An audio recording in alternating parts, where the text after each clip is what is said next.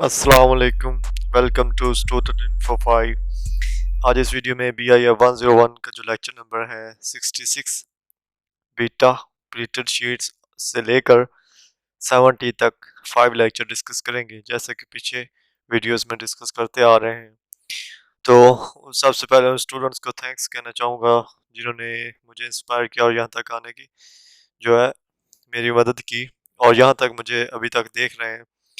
तो बगैर कुछ टाइम ज़ाया कि हम अपने इस लेक्चर को शुरू करते हैं कि बीटा प्लीटेड शीट्स ये कौन सी शीट्स हैं। पॉलिंग और कॉरे जो दो साइंसदान थे, उन्होंने सेकेंडरी स्ट्रक्चर के दो तरह के प्रोडक्ट के दो टाइप है सेकेंडरी स्ट्रक्चर की। एक अल्फा हेलिक्स था जिसे हमने पीछे लेक्चर में डिस्कस किया है, और दूसरा बीटा शीट्स थी। ठीक है, तो बीटा शीट्स क्या है? This is a more extended confirmation of polypeptide chains. जो पॉलीपेप्टाइड चेन्स है उनकी जो मोर एक्सटेंडेड फॉर्म है, जब उनको बहुत सारी पॉलीपेप्टाइड चेन्स को ज़्यादा मिलाकर बनाया जाए तो वो क्या बनती हैं? बीटा प्लीटेड शीट्स बनती हैं। उन्हें शीट्स की शक्ल में मिलाया जाता है। तो हम ये जो पॉलीपेप्टाइड चेन्स होंगी, इनको हमने क्या करना है? जिगजैग स्ट्रक्चर में इनको एक्सटेंड करना है। जिगजैग कौन सा स्ट्रक्चर होता है? ये वाला। ठीक है, जैसा कि पीछे भी वो अल्फा हेलिक्स था। अल्फा हेलिक्स तो ऐसे था, ठीक है, लेकिन वो भी जिगजैग ही था, लेकिन वहां पर एक थी। लेकिन यहाँ पर हम क्या करेंगे? बहुत सारे जिगजैग स्ट्रक्चर्स को मिलाएंगे और उनके शीट्स बनाएंगे। तो जिगजैग जो पॉलीपेप्टाइड चेन्स है वो arrange side by side arrange होते हैं फॉर्म करने के लिए स्ट्रक्चर को, यानी series of plates. Plated sheets बनाने के लिए ये जो जिगजैग स्ट्रक्चर्स होंगे पॉलीपेप्टाइड चेन्स के, वो साइड बाय साइड एक दूसरे के साथ अरेंज होंगे और इससे शीट्स जो है वो बन जाएंगी। जैसा कि इस जो डायग्राम में है, एक है ये वाली जिगजैग जो पॉलीपेप्टाइड चेन है, एक ये वाली है और एक ये वाली है। ठीक है, ये तीन यहाँ पर जो है साइड बाय साइड अरेंज हुई है और क्या बना दी है? बीटा प्लीटेड शीट्स बना दी है। इन में जो आर ग्रुप्स होगा, जो साइड चेन है, वो अमीनो एसिड्स की जो होगी वो जिगजैग स्ट्रक्चर से बाहर की तरफ निकली हुई होगी, यानी वो जिगजैग स्ट्रक्चर्स के अंदर जो उनके साथ मिली हुई नहीं होती, वो बाहर निकली हुई होती है, उनके ऑपोजिट डायरेक्शन में होती है। वो भी आपको दिखाता हूँ। यहाँ पर देखें, ये वो आर चेन्स हैं, ये वो बीटा प्लीटेड शीट्स हैं जो यहाँ पर अपनी साइड बाय साइड अरेंज हो रही हैं। तो इनके जो आर ग्रुप्स हैं वो अलग निकले हुए हैं, उनके ऑपोजिट डायरेक्शन में है, ऑपोजिट डायरेक्शन में है। और दूसरी आएंगी उन वो भी इधर इनके साथ यहाँ पर साइड पे साइड अटैच होंगी, लेकिन ये जो आर ग्रुप्स होंगे ये उनके भी निकल जाएंगे, यहाँ पर नहीं रहेंगे। ठीक है, तो जो सबसे पहले बात है कि हाइड्रोजन बॉन्ड फॉर्मेट होते हैं जब एडजेसेंट सेगमेंट्स मिलते हैं पॉलीपेप्टाइड चेन के। ठीक है, यहाँ पर ये इंपॉर्टेंट है कि पॉलीपेप्टाइड चेन के दरमियान कौन से बॉन्ड फॉर्मेट होते हैं? हाइड्रोजन बॉन्ड्स हैं। एज एमसीक्यूज भी आ सकता है। एडजेसेंट पॉलीपेप्टाइड चेन जो है वो sheet can be other parallel होती है या एंटी पैरेलल होती है। तो पैरेलल और एंटी पैरेलल को जो कंसेप्ट है वो इससे वाज़ा हो जाएगा कि ये देखो, ये यहाँ से एक शीट शुरू हुई पॉलीपेप्टाइड चेन और ऐसे जाने लगी। तो दूसरी का भी होना तो यही था कि यहीं से ऐसे शुरू होती और ऐसे जाती, लेकिन यहाँ पर उल्ट है, ये यहाँ से शुरू हो रही ऐसे जा रही है। तो ये क्या गलत है? नहीं, ये एंटी पैरेलल है, यानी इसके मुखालफ है। तो इसका और इसका ये कंसेप्ट है कि ये इस डायरेक्शन में जा रही है। ठीक है, जो नीचे वाली है ये इस डायरेक्शन में जा रही है, एक दूसरे के मुखालिफ है, इसलिए इनको एंटी पैरेलल कहा गया है। दूसरी तरफ जो पैरेलल पॉलीपेप्टाइड चेन्स है, एक ये चेन है और दूसरी ये चेन है। तो आप देखेंगे कि ये भी यहाँ से शुरू हो रही है और ऐसे जा रही है, और ये भी यहाँ से शुरू होकर ऐसे जा रही है। ठीक है, तो इन दोनों की जो डायरेक्शन है वो एक ही है, सेम है डायरेक्शन। तो ये पैरेलल है दोनों। तो जो 67 लेक्चर है tertiary structure of proteins. Proteins के जो अमीनो एसिड्स होती है, अमीनो एसिड्स की चेन्स होती हैं, वो कुछ यूं जो बनी हुई होती हैं। ठीक है, ये यहाँ पर इनके अंदर जो है वो पॉलीपेप्टाइड चेन्स है, ये दोबारा अपने ऊपर जब ओवरलैप करती हैं तो इस तरह से जो है वो एक टर्शरी स्ट्रक्चर क्रिएट करती हैं। ये टर्शरी स्ट्रक्चर जो होता है ये 3 डायमेंशनल होता है, और इसमें जो एटम्स इन दी प्रोटीन वो थ्री डिमेंशनल जो अरेंजमेंट हुई होती है, तो इसलिए इसको टर्शियरी स्ट्रक्चर कहा जाता है प्रोटीन्स का। ये बहुत ये सेकेंडरी और प्राइमरी से एडवांस है और इस ये लेंथी भी होता है उनसे। तो यहाँ इस जो डायग्राम है इसमें ये three dimensional structure of tertiary structure दिखाया गया है प्रोटीन्स का। इसमें जो इनके दरमियान बॉन्ड्स बन रहे हैं वो क्या है, वो डाइसल्फाइड बॉन्ड्स हैं। डाइसल्फाइड बॉन्ड्स बनते हैं इसके दरमियान, ये आपने याद रखना है।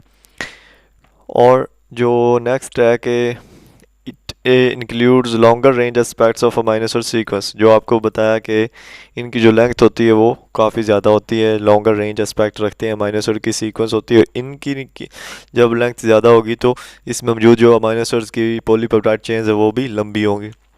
Amino acids that are far apart in the polypeptide chain में intact with the completely folded structure of protein. Amino acid क्या करते हैं, ये जो कम्प्लीटली स्ट्रक्चर होगा प्रोटीन का, ये फोल्डेड स्ट्रक्चर इसके अंदर क्या होते हैं, फुली इंटैक्ट हुए होते हैं, यानी इसके अंदर मौजूद होते हैं। जैसे कि आपके ऊपर बताया कि इसमें कि यहाँ पर जो है ये अमाइनो एसिड मौजूद होंगे, ठीक है। तो ये जो इतना बड़ा स्ट्रक्चर है, टर्शियरी स्ट्रक्चर है पॉलीपेप्टाइड चेन्स अमाइनो एसिड्स का, इसमें वीक इंट्रैक्शंस भी मौजूद होती हैं और जिसको हम कवलेंट बॉन्ड्स भी कहते हैं, ठीक है। मुख्तलिफ सेगमेंट्स में कवलेंट बॉन्ड मौजूद होता है इसके अंदर, इनके अंदर। तो ये भी इसकी एक खासियत है। जो ज़्यादा लार्ज पॉलीपेप्टाइड चेन्स होती हैं वो क्या करती हैं, वो फोल्ड हुई होती हैं। दो या दो से ज़्यादा जो ग्लोबुलर क्लस्टर्स होते हैं गुच्छों की शक्ल में फोल्ड हुई होती है, जिनको हम क्या कहते हैं, डोमेन्स कहते हैं। ये इंपॉर्टेंट शॉर्ट क्वेश्चन है, मिड टर्म में भी आ सकता है। और which often gives these proteins a bi or multi lobal appearance. Lobal यहाँ पर क्या है, वो जितने क्लस्टर्स होंगे, ठीक है, वो लोबल है। तो अगर वहाँ पर दो है तो बाई होगा, तीन है तो ट्राई, टेट्रा, पेंटा, एक्सा, ऐसे आगे के जितने होंगे उतने होंगे, ठीक है। मल्टी अगर वो ज़्यादा है तो मल्टी होंगे।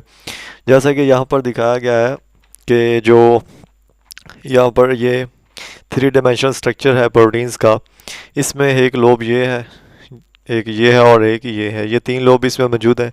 इसी तरह इसमें भी मौजूद हैं, ये एक है ये और ये इसे हम ट्राई लोबल भी कह सकते हैं, ठीक है। और इसके बाद जो क्वाटर्नरी स्ट्रक्चर है प्रोटीन्स का, ये लेक्चर नंबर 68 है, ठीक है। इसमें जो प्रोटीन्स होते हैं वो दो या दो से ज़्यादा सेपरेट पॉलीपेप्टाइड चेन्स या सब यूनिट पर मुश्तमिल होते हैं, जो या तो एक ही किस्म के हो सकते हैं या डिफरेंट होते हैं।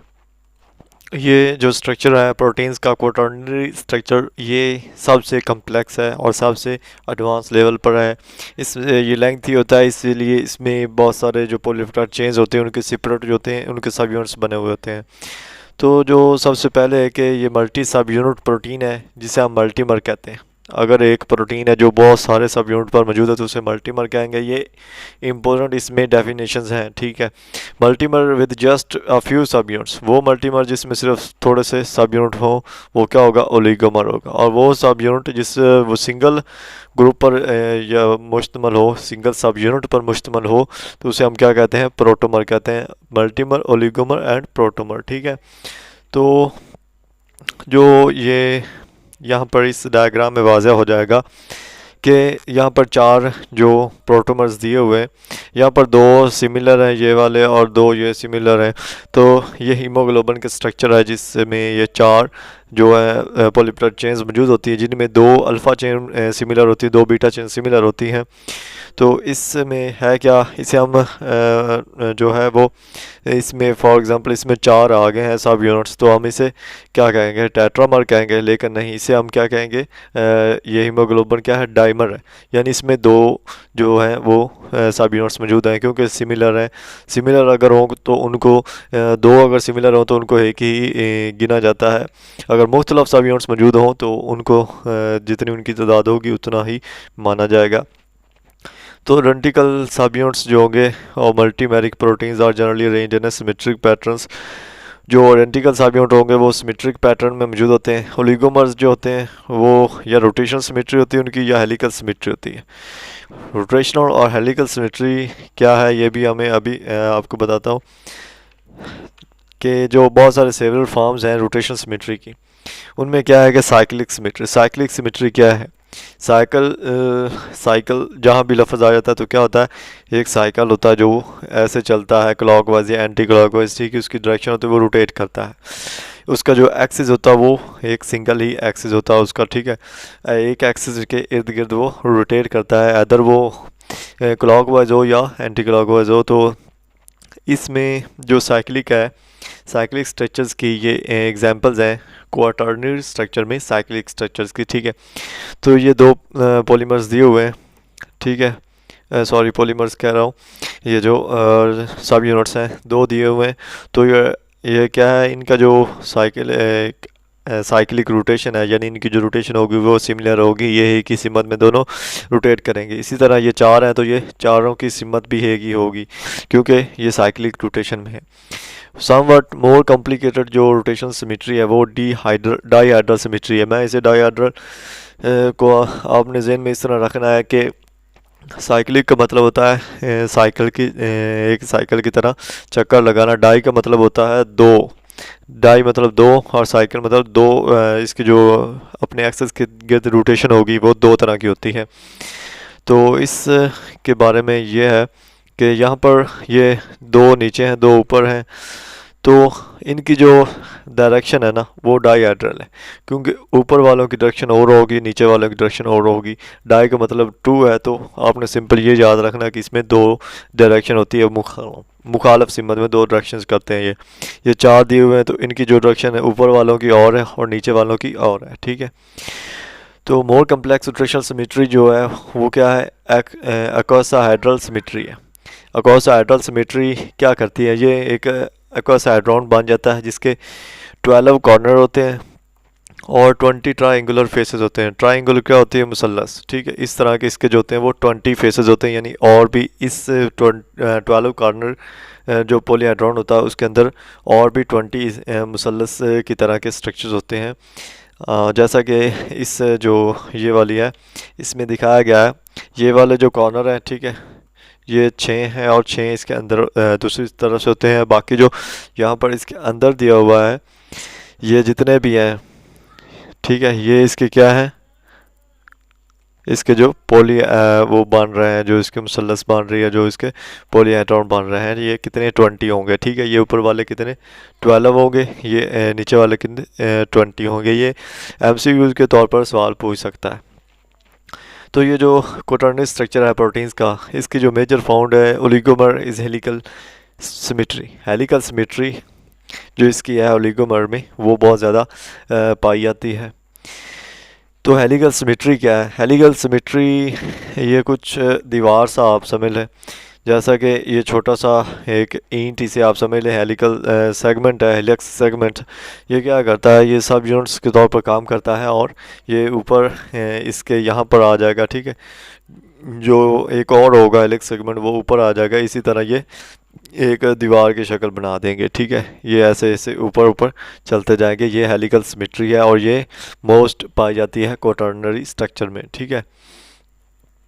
69 लेक्चर जो है वो ये है कि जब हमने बायोलॉजिकल सीक्वेंसेस कर ली तो उनको हमने स्टोर कैसे करना है, ठीक है। तो डीएनए सीक्वेंसेस ये बार बार मैं आपको कहूँगा कि ये आप याद कर लें कि जो डीएनए में सीक्वेंसेस हैं वो एडेनिन, साइटोसिन, थायामीन और गवानीन है। ये चार डीएनए में मौजूद है, जबकि जो मैसेंजर आरएनए होता है उसमें थायामीन की जगह यूरासिल ले लेती है और इसमें ये चार होती है, ठीक है। जबकि जो प्रोटीन सीक्वेंसेस हैं वो ये जो सारी हैं ये क्या है, ये अमाइनो एसिड लिखे हुए हैं, इनसे आपने घबराना नहीं है। ये सब अमाइनो एसिड लिखे हुए हैं, उनकी शॉर्ट फॉर्म्स लिखी हुई हैं जो कि 20 अमाइनो एसिड टोटल हैं। तो वो नीचे इस टेबल में दिए हुए हैं जो शॉर्ट फॉर्म्स यहाँ पर लिखी हुई हैं, जैसे कि एलानिन की ए है, आर्जिनिन की आर है, एस्पेराजाइन की एन है। मैंने कहा था कि मैं अमाइनो एसिड्स का जो स्ट्रक्चर है और उनके जो नाम कैसे याद करने हैं, इनमें पोलर कौन से हैं, नॉन पोलर कौन से हैं, पॉजिटिव और नेगेटिवली चार्ज अमाइनो एसिड्स कौन कौन से हैं, वो अलग वीडियो बनाऊंगा। तो इंशाल्लाह वो भी मिड टर्म से पहले पहले बनाऊंगा और उसमें आपका जो ये इस चीज़ का कंसेप्ट है वो क्लियर हो जाएगा, ठीक है। तो जो डीएनए और मैसेंजर आरएनए प्रोटीन्स होती है उनमें सीक्वेंसेस जो होती है वो लेबॉर्ट्री में होती है। साफ ज़ाहिर बात है, ये कौन सा हमने बार अपने हाथ से करना है, लेबॉर्ट्री में जब करेंगे तभी ही इनकी जो सीक्वेंसेस है वो पता चलेगी। और ये जो हम ऑब्टेन करते हैं डीएनए आरएनए प्रोटीन सीक्वेंसेस, उनको हम अल्फ़ाबेट्स की शक्ल में उनको लिस्ट करते हैं, यानी उनको एक अरेंज करते हैं कि डीएनए से ये सीक्वेंसेस आई, मैसेंजर आरएनए से ये वाली, और प्रोटीन से अलग वाली जो आए। ठीक है, तो ये सीक्वेंसेस हमने हासिल कर ली। अब इनको स्टोर कैसे करना है, तो ये जो डीएनए सीक्वेंसेस हम हासिल करेंगे 100 और 1000 ऑफ बेसेस, तो इसमें जो बेस पेयर्स होते हैं वो बहुत सारे थाउजेंड हज़ारों में होंगे। आरएनए सीक्वेंसेस जो होती है वो लेस देन होती है डीएनए से, लेकिन वो भी लार्ज होती है, इतनी भी छोटी नहीं होती। जो प्रोटीन्स होती हैं उनकी सीक्वेंसेस इन हिसाब से ज़्यादा नंबर में होती है। तो इनको स्टोर कैसे करना है, स्टोर इनको करना है डेटाबेस में। डेटाबेस क्या है, डेटाबेस ये ऑनलाइन मतलब दो वेबसाइट के नाम दिए हुए हैं कि इन वेबसाइट पर हम इनकी जो सीक्वेंसेस अगर हम हासिल कर रहे हैं तो हमने इन दो वेबसाइट्स पर इनको ऑनलाइन क्या है इनको स्टोर कर सकते हैं। सबसे पहले जो क्या है जेन बैंक है, ये NIH की तरफ से है, और इसमें दो जो RNA DNA इन दोनों के हम जो सीक्वेंसेस हासिल करेंगे वो इसमें जो है इंटर कर सकते हैं, और ये जो है परमानेंट महफूज हो जाएगी। यहाँ पर जो प्रोटीन से अगर हमें सीक्वेंसेस हासिल हो रही हैं तो हमने यूनिप्रोट, ये यूनिप्रोट के नाम से वेबसाइट है, वहाँ पर प्रोटीन्स की जिस भी सीक्वेंसेस होंगी वहाँ पर डालकर जो है क्या है वो ऑनलाइन डेटाबेस है, वहाँ पर हम स्टोर कर सकते हैं परमानेंट के लिए। तो ये दो MCQs भी इधर आ सकते हैं कि डीएनए आरएनए की जो इन्फॉर्मेशन है वो कहाँ से अवेलेबल है, और प्रोटीन सीक्वेंसेस की इन्फॉर्मेशन कहाँ से अवेलेबल है। तो जेनबैंक और यूनिप्रोट ये आपने याद रखना है। उसके बाद है 70 लेक्चर कंपेयरिंग सीक्वेंसेस।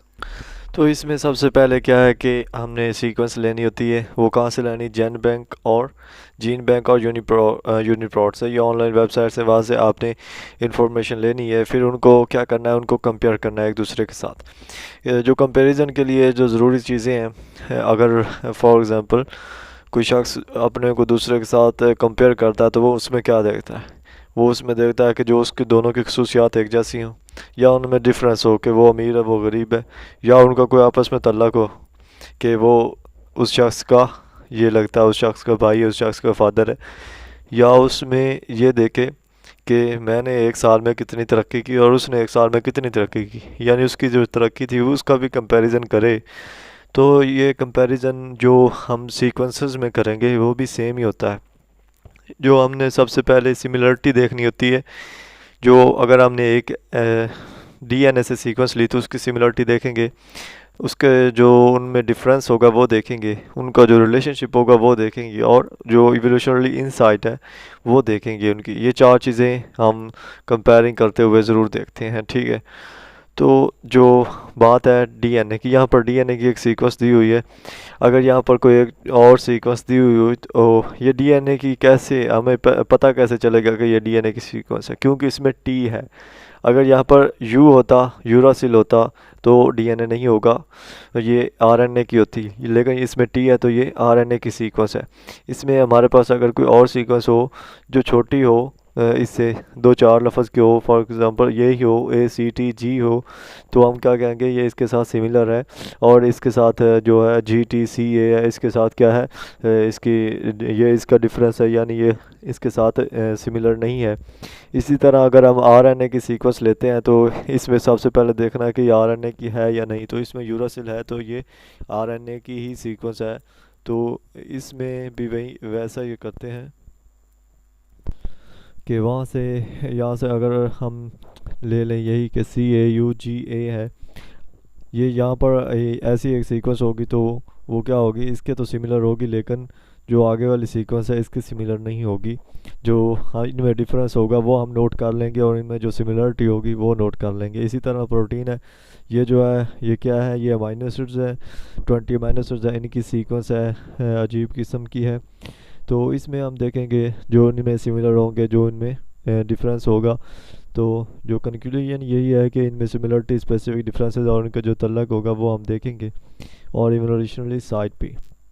तो ये लेक्चर इतना ही था। तो अगर वीडियो अच्छी लगी है तो लाइक कर दें और शेयर कर देना अपने दोस्तों के साथ। और अभी तक चैनल नहीं सब्सक्राइब किया तो चैनल सब्सक्राइब कर दें और बेल आइकन को दबा दें ताकि आने वाली वीडियोस आपको मिलती रहें। अल्लाह हाफ़िज़।